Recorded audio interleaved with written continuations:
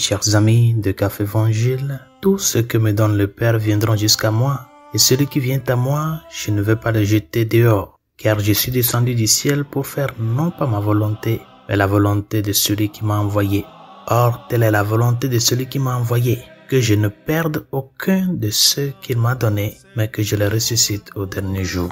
Bien, chers amis, comme être humain, il y a certains moments dans notre vie où nous faisons l'expérience de notre fragilité. Par exemple, à travers la maladie. Quand nous tombons malades, je veux parler de la maladie du point de vue physique, biologique.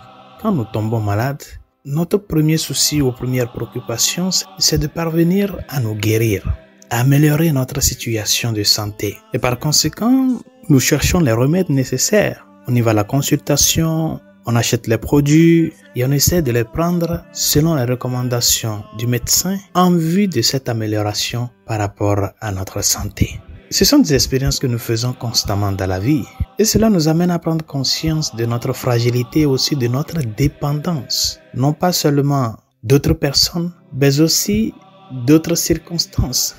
Nous dépendons de certaines circonstances de la vie. Par exemple, que le fait d'améliorer ma santé m'amène à prendre certains produits ou à suivre certaines recommandations.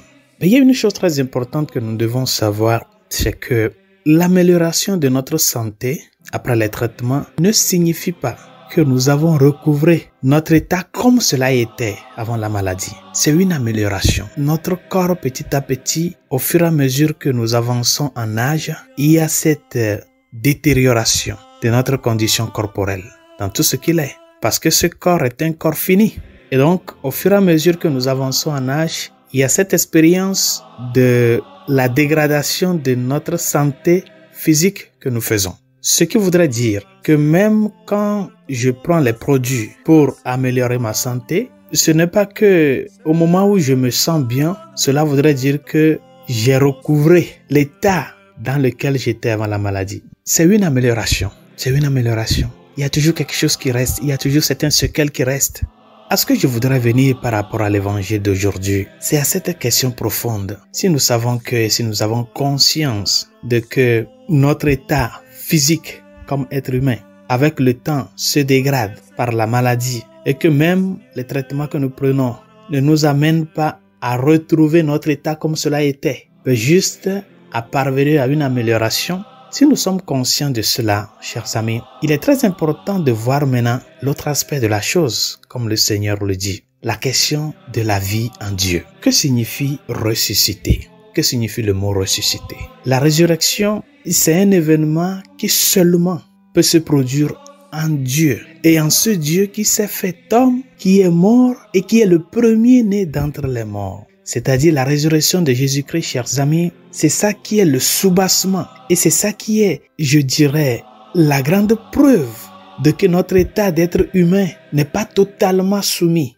au temps et à l'espace. Mais qu'en Jésus-Christ, cette soif d'éternité que nous sentons et que nous avons, ça s'accomplit. Par conséquent, la résurrection, chers amis, la résurrection pour nous, les êtres humains, ce sens de parvenir à la vraie vie consiste en une transformation de notre personne en Jésus-Christ. C'est ça la résurrection. Nous laisser transformer en Jésus-Christ à une vie nouvelle. Cette vie qui ne s'éteint jamais. Même si la vie d'ici, la vie dans notre corps, nous montre que nous sommes faibles, la résurrection de Jésus-Christ, qui est cette porte ouverte à travers laquelle nous sommes tous appelés à y entrer, la résurrection de Jésus-Christ nous garantit et est le gage de l'éternité. Comment est-ce que nous, les chrétiens, nous parvenons à cette transformation en Jésus-Christ? C'est à travers le sacrement de l'Eucharistie. Telle est la volonté de celui qui m'a envoyé, que je ne perde aucun de ceux qu'il m'a donnés, mais que je les ressuscite au dernier jour. Toutes les fois que nous rentrons dans cette rencontre effective avec le Seigneur, dans le sacrement de l'Eucharistie, c'est une transformation de notre personne qui se fait en Jésus-Christ.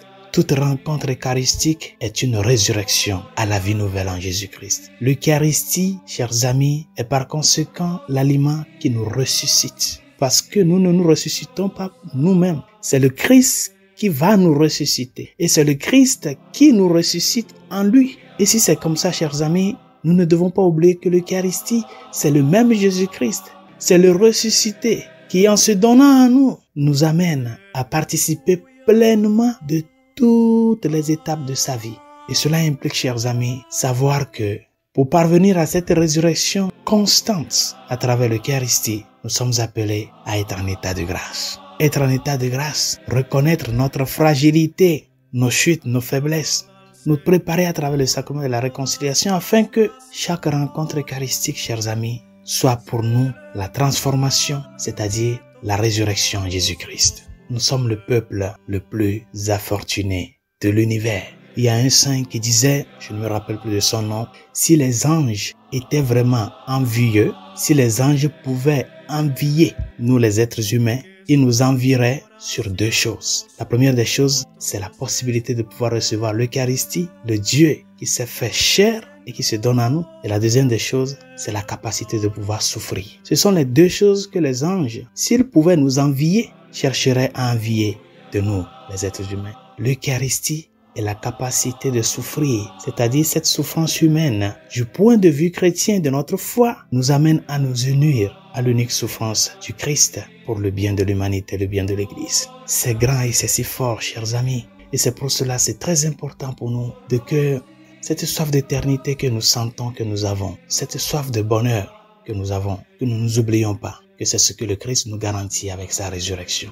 Mais avant la résurrection, il a eu la passion, il a eu la souffrance. Demandons-lui de nous aider à ce que nous soyons vraiment ce peuple eucharistique, ce peuple qui vraiment sent la soif de la résurrection. Tout le moment que nous nous approchons du Seigneur avec cette révérence profonde, avec cette foi profonde de que c'est lui que nous recevons dans l'Eucharistie, que nous puissions faire vraiment l'expérience de la résurrection, de cette transformation en lui qui, à travers sa mort et sa résurrection, nous a garanti la vie éternelle. Bonne journée, Dieu vous bénisse.